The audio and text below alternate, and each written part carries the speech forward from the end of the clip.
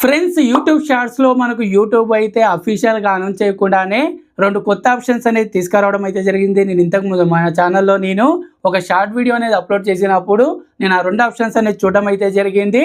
So మీరు shorts అనేది చేస్తున్నట్టయితే ఖచ్చితంగా ఈ ఆప్షన్స్ అనేది మీకు యూజ్ అయితే అవ్వచ్చు. అందుకే ఈ వీడియోలో నేను వాటి గురించి చెప్పడం అయితే జరుగుతుంది.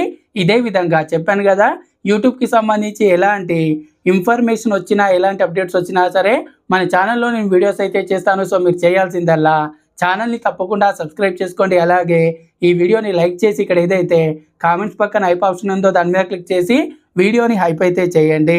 సో జనరల్గా ఫ్రెండ్స్, ఇక్కడ మీరు షార్ట్ వీడియో అనేది అప్లోడ్ చేస్తున్నారనుకోండి, షార్ట్ వీడియో అనేది అప్లోడ్ చేసేటప్పుడు ఇక్కడ చూసుకున్నట్టయితే ఇప్పుడు కొత్తగా అక్కడ మనకు పైన సెర్చ్ ఆప్షన్ అనేది రావడం అయితే జరుగుతుంది. ఎవరైతే రియాక్షన్ వీడియోస్ అయితే చేస్తారో వాళ్ళు ఇప్పుడు డైరెక్ట్గా మీరు ఏదైనా వీడియోని ఇక్కడ సెర్చ్ చేసి, ఫర్ ఎగ్జాంపుల్ ఇక్కడ నేను తెలుగు సెర్చ్ చేశాను అనుకోండి, ఇక్కడ ఈ విధంగా వీడియోస్ అనేవి కనబడడం అయితే జరుగుతుంది.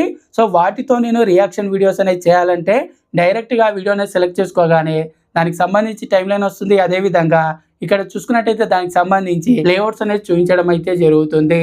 సో ఇక్కడ నుండి మీరు ఆ విధంగా డైరెక్ట్గా ఏదైతే షార్ట్స్ అనేది అప్లోడ్ చేసేటప్పుడు అక్కడ నుండే మీరు రియాక్షన్ వీడియోస్ అయితే చేయొచ్చు. అదేవిధంగా ఇంకో అప్డేట్ కనుక చూసుకున్నట్టయితే మనకి ఇంతకుముందు యూట్యూబ్లో ఏదైతే షార్ట్ వీడియో అనేది అప్లోడ్ చేసేటప్పుడు మాత్రమే అక్కడ మనము షార్ట్స్కి సంబంధించి ఏదైతే పెన్సిల్ ఐకాన్ మీద క్లిక్ చేసి ఒక కీ మూమెంట్ అనేది సెలెక్ట్ చేసుకొని థంబ్నెయిల్ లాగా సెట్ చేసుకునే అవకాశం అయితే ఉండేది. ఆల్రెడీ మనం వీడియో అనేది అప్లోడ్ చేసామనుకోండి, మళ్ళీ మనకు దాన్ని ఎడిట్ చేసుకోవాలనుకుంటే ఏదైతే థంబ్నెయిల్ లాగా మనం ఒక కీ మూమెంట్ అనేది చేంజ్ చేసుకోవాలనుకుంటే ఆప్షన్ అయితే వచ్చేదైతే కాదు.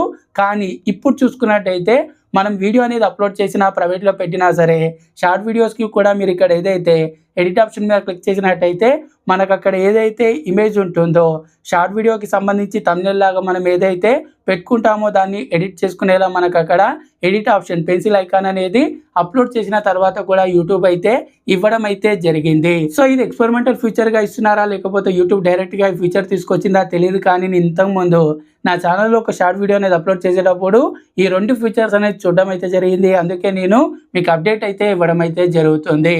ఈ వీడియో అనేది మీకు యూస్ఫుల్గా అనిపిస్తే తప్పకుండా లైక్ చేయండి. ఛానల్ ఇంకా సబ్స్క్రైబ్ చేసుకున్నట్టయితే ఛానల్ని తప్పకుండా సబ్స్క్రైబ్ చేసుకోండి.